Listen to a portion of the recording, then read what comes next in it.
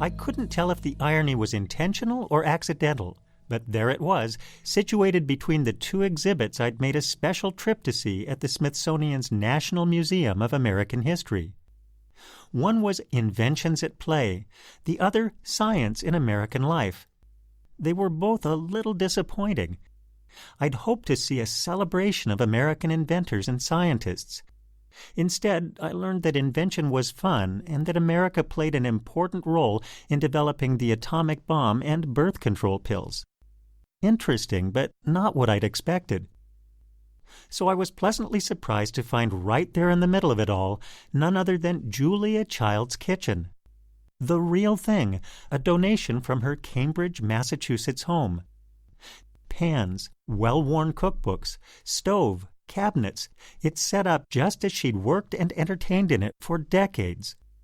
By kitchen standards, it's unremarkable. But that's part of the charm. For me, there was a special attachment since as graduate students, my wife and I lived in an attic apartment across the street from the Childs. We never ate there, but she was as genuine in person as you'd expect from her television appearances. Child popularized fancy French cooking at a time when America was serving up canned meat and TV dinners. She was drawn to French cuisine when her husband Paul was assigned by the U.S. Foreign Service to a position in Paris following World War II.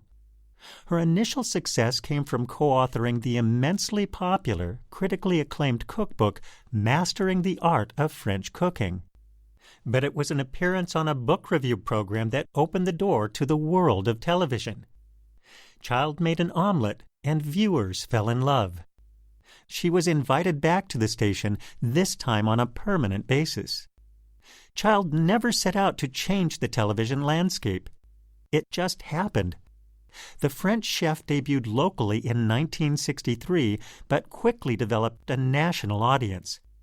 Awards, notoriety, and good-natured satire soon followed. At 6 feet 2 inches, Child was tall. She wasn't heavy, but she wasn't skinny either.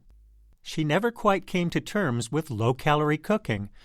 Her answer was to eat smaller portions, and there's never been a voice that's quite the same.